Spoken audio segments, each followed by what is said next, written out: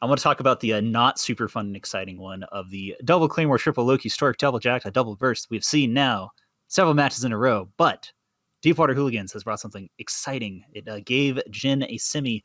Tell me about it, Brett. They have brought double Vindicator, Damnation for Lynx, Oniris Magus, double triple Vengeance and Skybreaker. The idea being, if you're going to bring a Shield Rush comp, we are going to build a Blaster comp. And you are going to try and get on top of us, and we're going to apply twice as much DPS as you. Oh my god. Watching the stream and yeah, that's really high quality arrow work right here. The idea for this comp is the Vindicators are going to web some of these ships far enough away so that they don't apply damage, and then just vomit DPS on whichever tries to get on top of them. So they're going to like web the Loki off at about 14. Both the Vindicators are going to focus on the same thing, and then they're going to delete a Loki faster than the Loki's deletes the Vindicators. These Vindicators are probably fit for max buffer because they're not going to survive straight DPS race. But the interesting thing is they brought a double swivel to try and nuke those bests down quick enough so that the comp ends up winning quicker without any logistics. I also got to say I really like the Skybreakers because we've been seeing some very good drone usage on the Localist primary team. There is also a Fat Bird Damnation ship, which is ham fit. Weirdly enough, they do about 600 DPS, so it's not as anemic as you would think. The match is starting, and I think that, like, I don't know, this might be the first time that the Shield Rush really needs to kite away as fast as possible here because those Vindicators are going to totally melt down whatever they get on. Hopefully a Claymore. Please go for a Claymore. Nobody's gone for the Claymore yet, and I think it's the correct target. The match is underway, and everything is moving straight in as fast as possible. Everybody is ramming, and the Shield ships are kiting away as fast as they possibly can on the Localist primary team. So there is tackle already going out from the Skybreakers onto both Lokis and Scrams and Webs, and they're going to have to clear these tackle before these Vindicators get in range. Yeah, Localist primary know that if they web whatever rushes forward before the Vindicators get on top of them, they can nuke them down. So you're seeing both these Skybreakers start to drop. One of them got wrecked and the other one didn't. They're just trying to break all the tackle and pull range and stay out of the Vindicator range because these Lokis have 30-kilometer webs, whereas the Vindicator only have 14. As we're seeing this, we are seeing Gucci Uzi in the Loki already in 60% shields and only 2 Skybreakers to show for it. And that Loki is hard tackled by Vindicator webs. It looks like the Vindicator webs are actually being split around a little bit here. I'm not sure why they just dropped webs off him, but he's not really moving whatsoever. He's surviving a little bit better than I think he would versus 2 Vindicators, but he is dropping pretty quickly. Deepwater is losing their backline very fast. I think Local knows that this is going to turn into a kiting game at some point, but that Vengeance of Shanna is holding. Lost a little bit of structure, hit the ADCU, and is very strong with Gucci dropping into armor right now.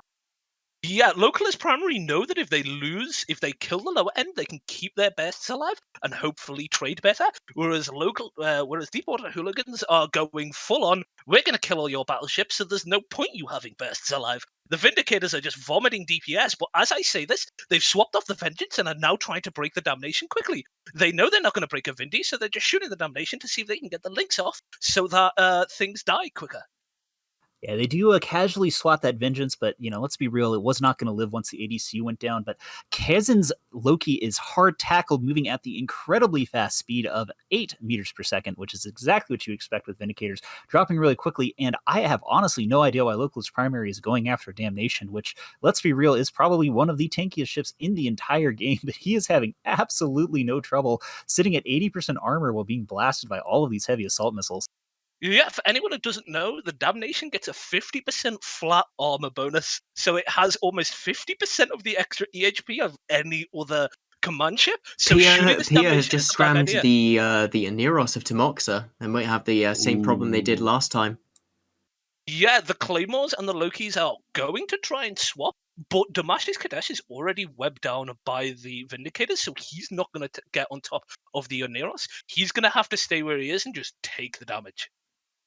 Yeah, the Aniros is webbed and painted, so they should be able to apply some damage to it, and they do, but they actually just have 1 Claymore and 1 Loki on it right now because the other Claymore is super hard tackled, and I'm kind of wondering here, I was going to say maybe he can hold, but he's actually just getting completely deleted, and Tomox is dropping very, very fast. I don't think he's going to live. There's rep drones on him. Maybe they'll keep him up a little bit. Oh, those aren't rep drones. Never mind. Those are DPS drones. It's like the opposite of rep drones. Those are hurdy drones.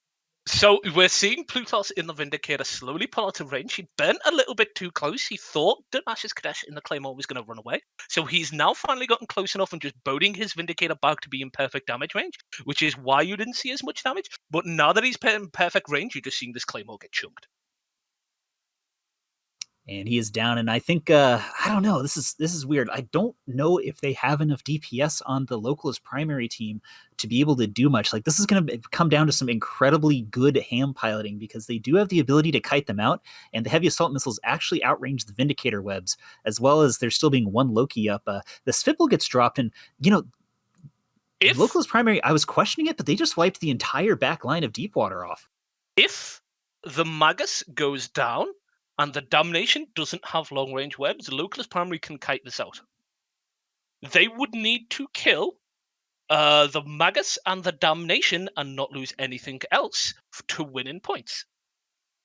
Bear in mind that the Loki has 30-kilometer range and can keep the two Vindicators away, but it's all down to whether they can kill these small ships before something gets tackled by the Vindicators.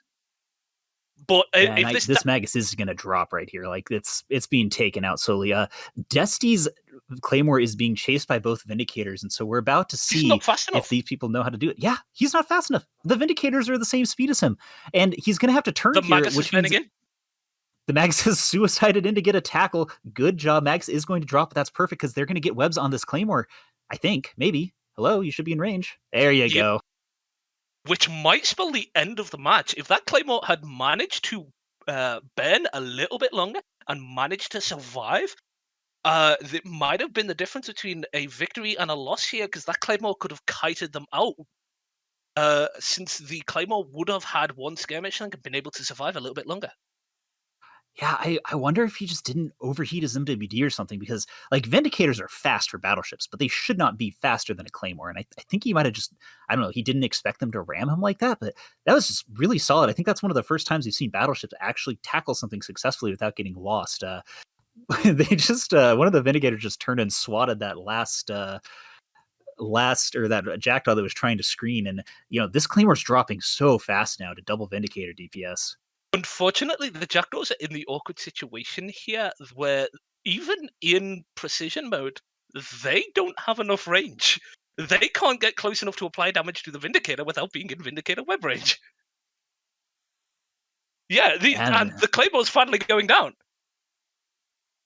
Yeah, and I'm not sure if Grunt has just given up or not, but he actually stopped moving for a bit, and this Vindicator almost got in range. It's so close. He's like maybe 15 km off, so got the screens out, but yeah, he coasted in. That battleship mass that has been the fate of so many pilots overshooting their targets has actually gone in Plutus's favor, and he's got the 90% webs on Grunt Kato's Vindicator. Good fights are going out in local. Now that this Loki is tackled, that should be pretty much it. I don't think they have enough DPS to get through that Damnation. Yeah, the Damnation, with its huge amount of EHP, will survive here.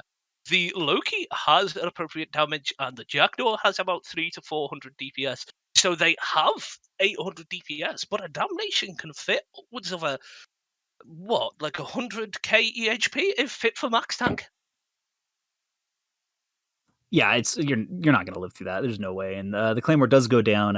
At this point, it's entirely possible that this ends up being 3 more minutes of kiting. It does look like they might be trying to take that Damnation down. I don't know. Like, that's not the way you. I don't think the Damnation was the right choice. Like, I think you had to go after a Vindicator there. We don't know the Vindicator fits, but I think a Vindicator is probably an easier target to kill than a Damnation, right? Like, it should be. We're seeing some boundary violations come out on localist primary side, just trying to end the match a little bit faster. Huge shout out to your neighbor with his, he knew that he was not long for this world, but he rammed in and got tackle on that last Claymore, which was a very, very good, intelligent choice on his part. And yeah, it's like, Vindicators, powerful, strong, attractive, good job.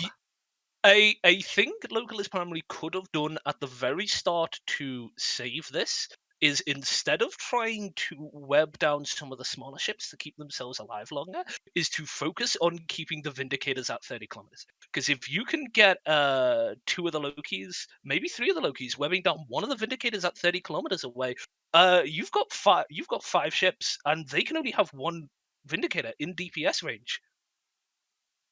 But unfortunately, they decided to try and web all the small stuff, they were going for a 100-0 strategy of killing all the small stuff and then kiting away, instead of knowing that they were going to trade and saying, okay, let's reduce your DPS by 50%.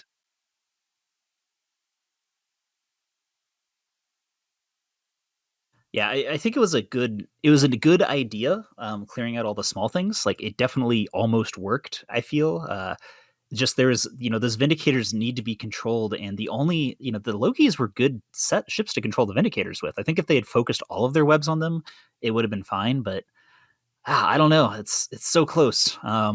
It was so close in some ways. Like, it doesn't look close right now just because of the points, but there was a huge opportunity there. Like, local could have, if they'd controlled those Vindies just a little bit better, or maybe even gone after one of the Vindies. Like, I don't know. I think the Damnation just like, it's like the tankiest ship on field. I don't know why they went for that.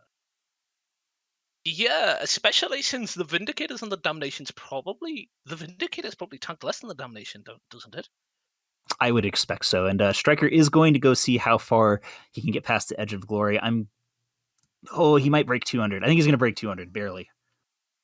We'll see here. He's getting close. Oh, that is 219. 219. 219, the wreck for me. 219 that is very, very close to the world record. The world record is something like 230 something. It's 226 or 227, which was it's very hard to beat that. Like, you gotta try. Yeah, we're seeing a 219.8. So that's close enough to 220. We'll give him 220. That's pretty dang close, guy. And with that, Deepwater Hooligans does win 100-36. We're going to go back to talk about ourselves for a little bit and then do whatever it is that I'm told we're supposed to do.